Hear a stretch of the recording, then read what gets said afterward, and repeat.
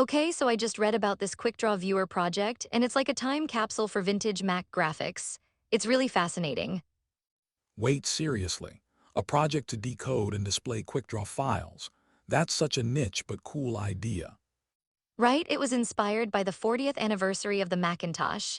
The creator wanted to teach themselves Swift programming too. That's a fun way to learn. But what's the philosophy behind this QuickDraw viewer? Is it just about nostalgia? It's interesting because it's not about pixel-perfect rendering. The program acts more like an old printer driver. That makes sense. So it's adapting those old graphics to modern screens, which have much higher resolution. Exactly, the creator compared their laptop's resolution to that of LaserWriter printers. It's a clever adaptation. But doesn't that create discrepancies in how the images are displayed? I mean, original QuickDraw was meant for much lower DPI. Totally, there are edge cases in rendering, so the images might not look the same as they did back in the day. That's an important limitation. And QuickDraw's support has been declining in newer OS versions, right? Yes, exactly. On modern Macs, even the preview app struggles with QuickDraw files. It sounds like this viewer fills a crucial gap. But how does it even work with the QuickDraw format? The decoder is based on a book from '94. It translates QuickDraw instructions into modern rendering instructions. That's really innovative. But I wonder how it handles more complex QuickDraw features. Great question. It supports basic shapes, text, and even some patterns, but it's not exhaustive. So there are unsupported features too, like exotic compositing modes and text alignment. Yes, those could lead to a mismatch between what was intended and what's rendered. That's a bummer, but I'm curious, what types of files does it actually support? It handles QuickDraw files and also converts QuickTime images and Mac Paint images on the fly.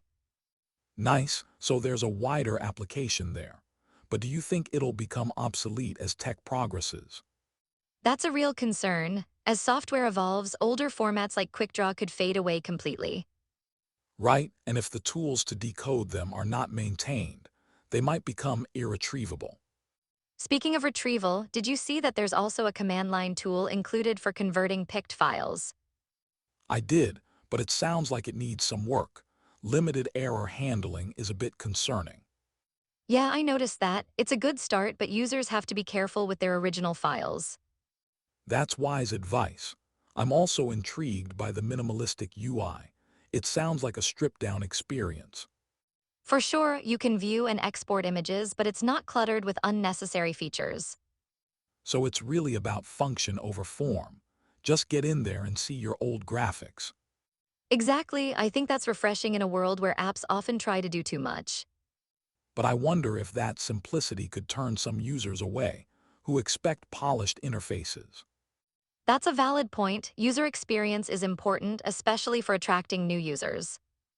And it's fascinating to think about how past technologies influence current software development. Totally, it's like a bridge connecting different eras of technology, preserving history while educating. That's a beautiful aspect of it, really. It makes me wonder about other vintage tech we might be losing. Right, there's so much potential for similar projects to revive and modernize old formats. And it challenges us to think about what happens to our digital creations over time. Exactly, as we move forward, we should consider how we preserve our digital past. I love that thought.